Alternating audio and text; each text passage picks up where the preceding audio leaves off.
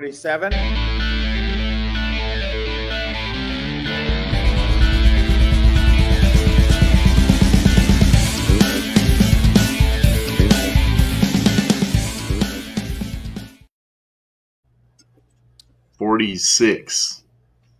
All right, everybody. Welcome, welcome, welcome. This is number 46. And we are back doing live streaming. Sorry we've been gone so long. I am sitting in the home of my new ice cream shop in New Hope, Minnesota. And that has taken my time every single day from 11 to 11 for almost 40 days. Now I'm back. So welcome. Thanks for having me, Mr. Yarwood. Thanks for doing this. And Yes, sir. We are creating. And today, I had a powerful excuse for not being here. And I think the only growth that isn't happening over here is the amount of sleep that I've been getting has definitely not grown. So a stunted growth, loss of accountability, low confidence, the missed opportunities. Anyway, enough joking aside. We're back. And tonight we're going to talk about excuses. And boy, do I got some good ones. So do you want to kick it off, Mr. Yarwood? Yeah, I've always excuses for me. I've heard the phrase excuses are lies. And the way I understand that is excuses are lies that we tell ourselves to stop from doing things that we know we need to do, but maybe don't feel like it, don't want to, whatever the case may be. So we create this story in our head or to tell somebody else to keep us from doing those things. And I tend to believe that excuses get in our way. They stop us from being the success that we want to be, getting things accomplished, maybe helping other people, whatever those things are. And excuses are a way to justify not doing something. Well, I will say this about excuses. I think I've used most of the excuses that exist uh, to um, make up for the lack of integrity in the situation that I was in. Um, and I've even used the excuse that my dog ate my homework. And my dog actually did eat the paper. And this was when I was an adult several years back. My little dog chewed through an entire booklet and folder and shredded. His thing was Gonzo was his name, Australian Terrier. And his thing was to shred paper. He absolutely loved shredding paper. Like that was his thing. And I have pictures. I don't know if I can find one now, but where the front of my truck looked like somebody had gone into the confetti, one of those confetti shredders, and taken the box and, as a mean trick, just poured it into my car in the front two seats. So, needless to say, my relationship with excuses is a long, varied, extemporaneous career.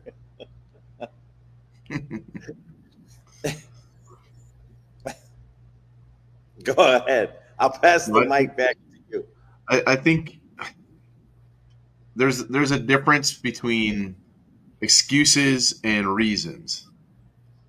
I think there's legitimate reasons for things that come up that are maybe necessarily out of your control. And if you're somebody who is looking for ways to get out of doing things that you're supposed to be doing, whether it be for somebody else at work or for yourself, maybe it's training, maybe it's nutrition, maybe it's going to work, maybe it's whatever it is. If you're somebody who continues to create excuses for yourself, you're just avoiding responsibility, and that you actually affect the people who are involved in what your excuse is, right? So if you're trying to get out of doing work, say your job at you have a specific thing you're supposed to do at work, and you have an excuse for why you didn't get it done. Well, if you don't get it done, that means somebody else has to do it, right? So you start avoiding responsibility for things, and it creates problems for other people because it goes downstream. That's very true. It's it's something that everybody makes them. We all make excuses, right? But if it's something, if it's kind of your default, your fallback, then then it becomes a pattern, and it shows lack, like you said, lack of integrity, lack of taking care of responsibilities, and ultimately long term, it's very harmful because it's an escape route. And if you always do it, then that becomes your pattern, and you're not going to succeed. You alienate people. It's not a, there's no, I don't know that there's any good results that come from it. Yeah, and I think when it comes to using an excuse, uh,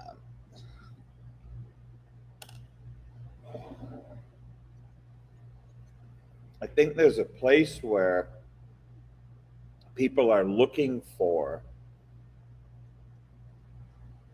the ability to look and sound busy, and yet with an excuse, they get to not accomplish the things that they said they would do, Yeah. which then, as you said, puts a hardship on other people.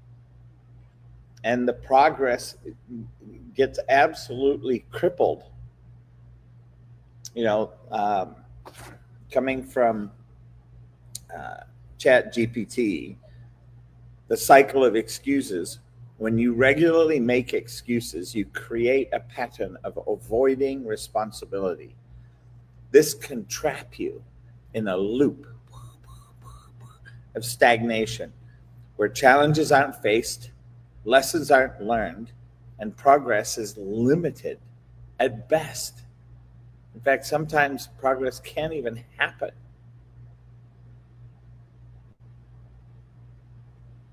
It can even cause you to go backwards. Oh, yeah. Yep, especially when it comes to training.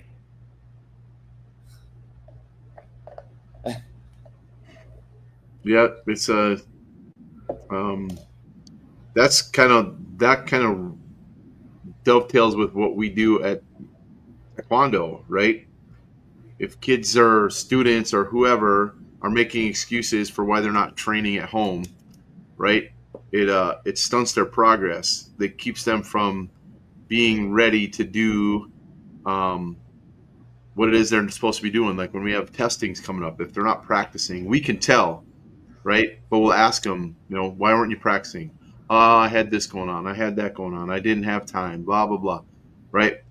And while some of it may be true, most of it isn't. There might be things, okay, you're doing family things and that's fine, or your vacation, whatever.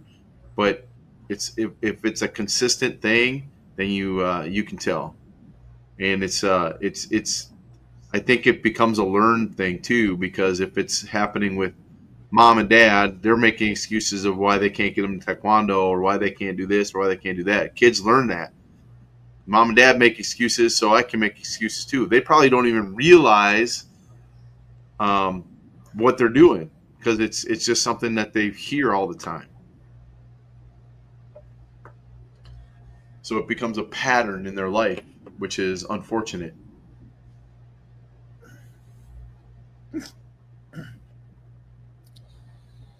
One of the things that I see with making excuses is it gives us an opportunity to take responsibility for, are we stretching ourselves? Are we overloading ourselves?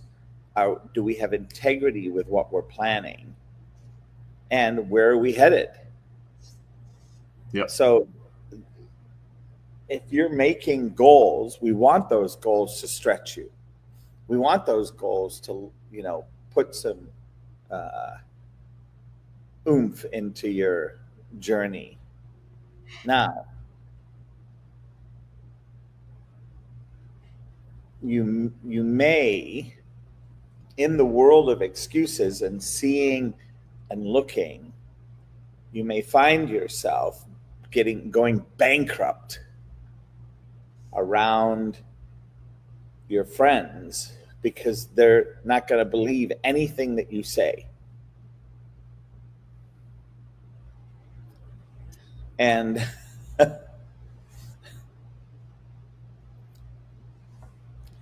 one Always of the working. and when it comes to looking to see how you can level up, which is the phrase in our networking group that is commonly used, one of the things that you can look at getting rid of is removing the excuses, removing the roadblocks, removing the things that are in the way from you with training and development and growing. And oftentimes people don't get that. They live inside of their excuses. They, like a nook, like a baby blanket. Yep. I think they rely. There can be like some lack of commitment involved, right? They say maybe they feel like they're obligated to say they want to do something, right? And then but they know down the road they're going to give themselves an out by making up an excuse, um, by being able to, like you said, make it seem like they're going to be doing stuff. I'm going to get stuff done. Oh, guess what? Something happened. I wasn't able to, right? So it's they build in their excuse before they even make it. They give themselves some room to get out of something, some wiggle room.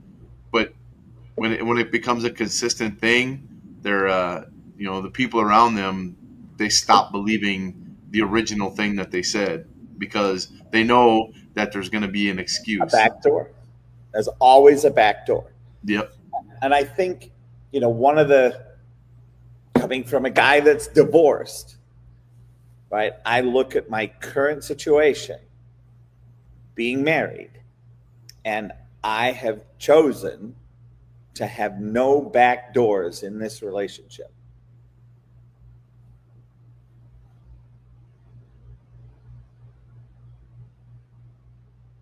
When you create those, it's like a safety net, right? It's something that you can fall into. Any risk that you may have, you just go, well, I'll just fall back. I'll just fall out. It's no big deal. The net's gonna catch me anyway, so it's no big deal, right?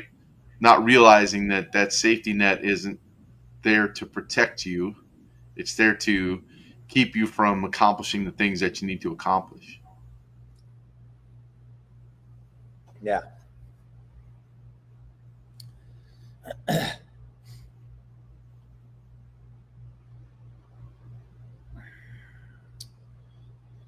I think the other thing to look at with excuses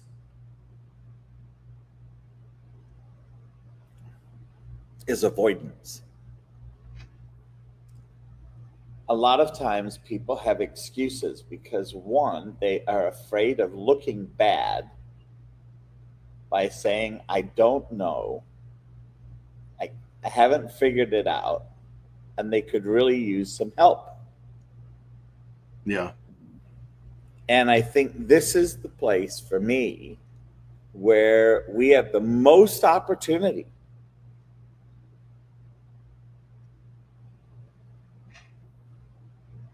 The most opportunity. And I think making excuses also, because you know when you make excuses that you're making an excuse, right? Inside, deep down, you know that you might not call it an excuse, but you know you're looking for a way out, right? And the problem with that becomes if you're trying to get out of things, your confidence starts to go down because you don't feel like you can get things done, or you don't feel like you can step up to the plate when it's time for you to do your thing, or like for me when it's time to do my all the things I need to do to test for my 6th degree black belt. If I make excuses for not training, oh, I didn't have time, I couldn't get to the gym, I was tired, whatever, right? You start to when you do that and you create that cycle, your confidence levels start to go down for what it is that you're trying to accomplish.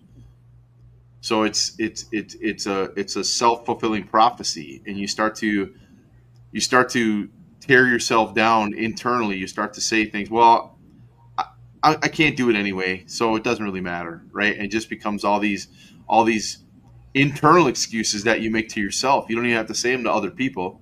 You come up with a reason not to do things.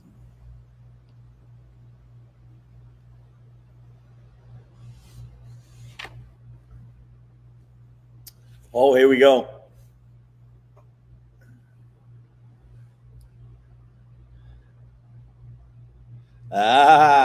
Good question. What would you say is the biggest differentiation between excuses and the common phrase of giving yourself grace? Well, that's easy. Somebody else gives you grace, and somebody else is the person that says perhaps you need to have grace with yourself in this particular area, i.e., a coach, a mentor, a partner. The trap is that we use that as another excuse. So, Jeremy, that's the catch 22. I'm going to give Yep. myself some grace, right? Is Is that that an excuse? you Like I know, said, and deep down inside, you know if you're giving yourself an excuse or not, right? Only you can determine that. and that it really is why, for me, having a coach, having a buddy, having somebody that is able to hold you in a place of integrity even when you are unwilling to yourself.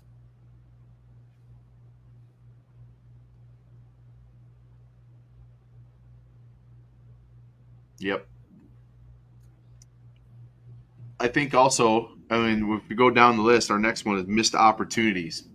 If say you get an opportunity to maybe you're getting a promotion, right?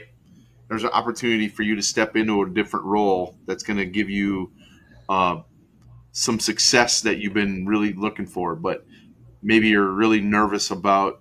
Maybe there's like some kind of an entrance interview you need to do to get to that next level, and you're nervous about it, you're thinking about it, and you come up with the reason. Well, I'm not going to get it anyway, so I'm not going to bother. It's not for me, or you start to get in your own way, right? And you create problems for yourself. And you miss things that you probably could have been big for you because you create an excuse for not doing it because you're nervous about it, or you're scared, or you're worried, or whatever it is. You get in your own way, and you aren't going to be the success that you probably could be because you're creating a reason not to be successful. I think a lot of people do deal with that. And one of the things that they deal with is fear. Yeah. And as many of us know and talk about, fear, is an acronym. False evidence appearing real is one of them. Well, I spent some time and working with another client, said, you know what? Why don't we do something and create a new acronym for fear? And it ended up becoming face everything and rise.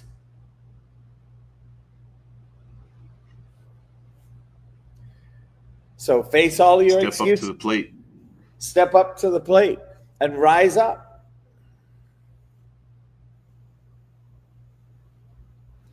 That's Yep. that to me is the nature of the game. I think excuses lead to regrets too, because you make an excuse for something, that you really wanted, but you were really nervous, didn't show up, or you make an excuse where you're going to go, maybe you were going to go help somebody do something, help them better themselves in some way, and you make an excuse not to show up because you just don't feel like it or whatever, right? It's just it creates issues of things that maybe that was the thing that was going to catapult you to your next level, right? And it turns out that was the opportunity that you've been waiting for, but you missed it because you decided you didn't want to go. You made an excuse not to show up, and and you just never know what could come of something like that, right? You make an excuse to not be there, and then that's like the biggest event that you could have possibly gone to for your specific thing that you're looking to do, and you completely missed it. Yeah.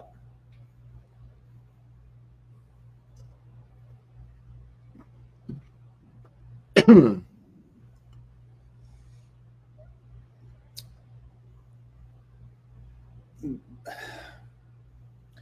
think I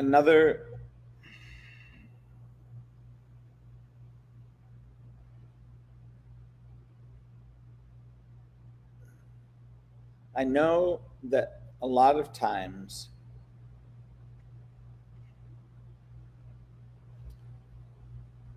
when we're being held to account by our parents, by our teachers, by our significant others, one of the go to ways to feel bad, uh, see the issue, see whatever the issue is.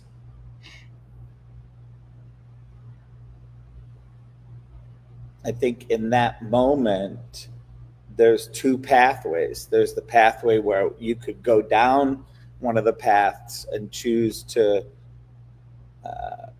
make excuses about how it was too long, it was too hard, it was too heavy, it was too white, it was too bright, it was too blah blah blah blah blah.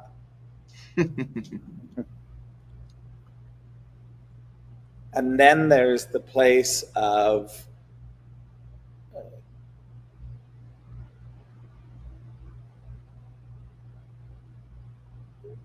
wrapping each area into a possibility, wrapping each level of what it is you're up to into a new level of integrity, creating it, making sure the people that are related into that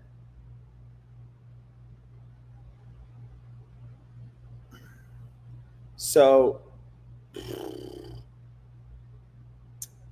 I think there becomes this game of hard work. I can't do it. I don't want to do it. You're going to end up paying for my irritants.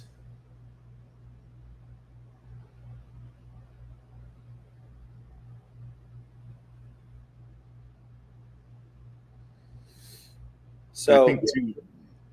Go ahead. No, I was go ahead, jump in.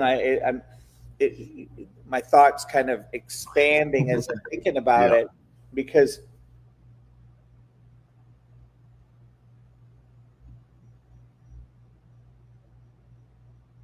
as I've gotten older, when I'm not able to do things, my excuses are much more elaborate. They become a story. Yep. And I think too, if excuses are your thing, you are already like 5 steps ahead in your excuse of what you're going to do. So maybe you've obligated yourself to something, right? You told somebody you were going to go do something, and then immediately, maybe it's a week away from now, right? Immediately you start coming up with an excuse of why you're not going to be able to do it, even though you can. You have the time blocked off. You have plenty of time to go help. You whatever, but you're coming up with an excuse to not go do it, right? Just because it's like that's your thing. Sure, I'll help you. I'll help you with your yard work or whatever it is, right? But then you go, okay, I really don't want to do that, so I'm going to make an excuse. I think a different approach to that would be just tell them, I'm sorry, I'm not going to be able to do it right off the bat versus obligating yourself and then creating an excuse. Because when you create those excuses, people stop relying on you for things, start giving you responsibilities, start giving you, um, they start avoiding even talking to you about things because they know you're not going to do it anyway. They don't give you, maybe you're at work and they don't give you the jobs that need to get done because they know you're not going to do them. You're going to make an excuse for why or whatever, and then it just becomes this downward spiral, and then it creates all kinds of other problems for you. Maybe work is piling up now because you find excuses not to get it done. Maybe you have a list of things you need to get done every day, and you got 5 things every day, and then you right off the bat, the first one you make an excuse. I'm not gonna be able to do that because this, and then now you still got that thing to do, but you also got the other things that you need to do, and they just start to pile up. And before you realize it, you got all these things you need to get done, and then now you're making an excuse. There's too much to do. I'll never get it done, right? So it just the excuses expand and grow as they go because they have to be bigger in order for you to avoid the things you need to do. Yep, it just becomes this explosion of excuses, one on top of another. And you lose so much trust with people. And to build trust is something that takes time, it takes nurturing. And when you have an excuse every single time, people start to just, well, I'm going to hear about it today. I'm going to hear about the fact that the gas station ran out of gas. Yep. They're waiting for what your excuse is. And, What's he going to come up with this time? yeah. And I will say this, one of the things that I know that has made a huge difference to me in being late, right? Because I know I overpack my schedule. I know I try, quote unquote, to fit more stuff into a 24-hour day than is humanly possible.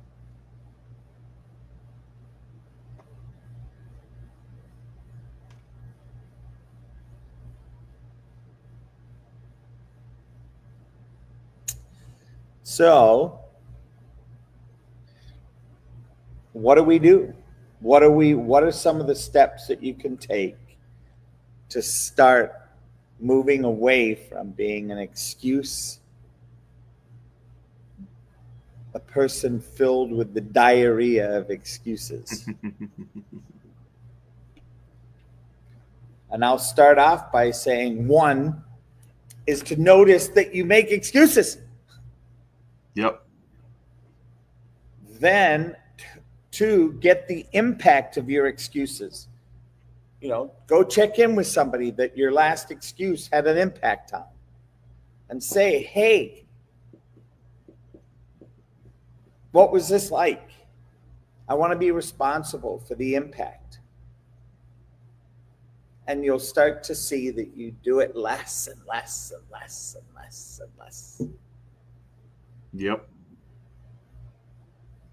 You start to take more responsibility for the things that you're doing, even if they suck, even if you're scared, even if they stress you out, even if they give you anxiety, all that stuff. That's where the growth happens, when you overcome those things. If you can make a decision that you're not going to make any excuses, right? And then the first thing you do is try and make an excuse, your challenge happens. All right, nope, can't do it that time. My excuse, I'm going to make an excuse to not make an excuse. But your growth, you're going to see growth in yourself. You're going to start feeling confident in who you are because you're starting to get things done. You're starting to accomplish things. You're starting to become the person that you want to be successful. Like Jeremy said, your self-esteem is going to grow because you feel better about yourself. And then you get something done, you get that sense of accomplishment that tells you that, hey, I guess I can do stuff. And then excuses become like nails on a chalkboard. You just don't want to hear them anymore, right? And then everybody else around you that used to hear all of your excuses realizes you're not making them anymore. You're just doing the things you need to do. Those relationships start to grow again because they start to realize that you're being honest about it. You're not getting away from things, avoiding things. You're tackling them head on and getting them done. At least attempting, and not quitting and giving up and saying, too hard, can't do it. Yeah. Yeah. They pile up. Just make them pile up the other way too. Just like your excuses pile up, getting your stuff done piles up too in a good way. And you can look at all the accomplishments that you've made.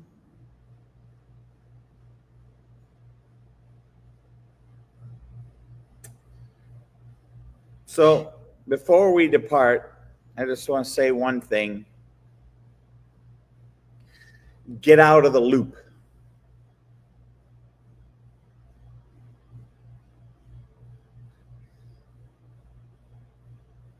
Start to use your minds. Be honest with yourself.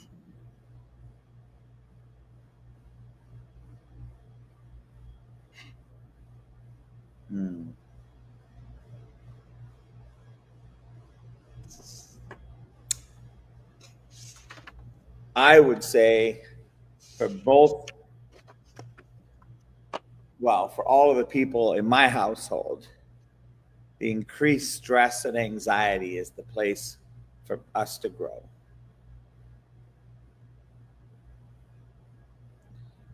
And I don't know if there's anything else you wanted to share quick, John, before we close, Mr. Yarwood, before we close down the...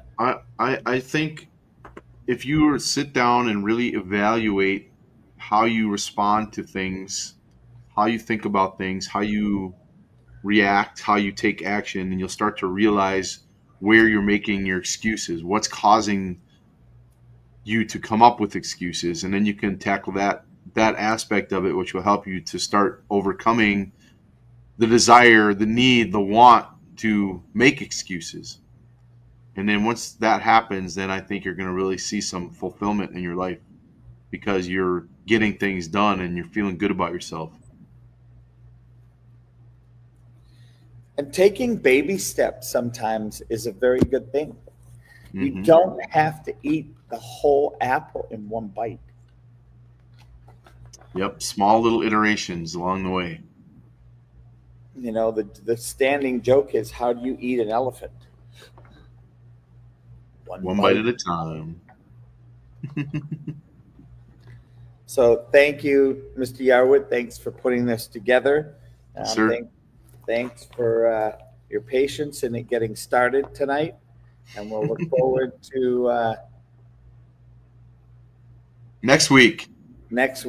See you next week. All right, everybody. Thank you. This room is going to self destruct in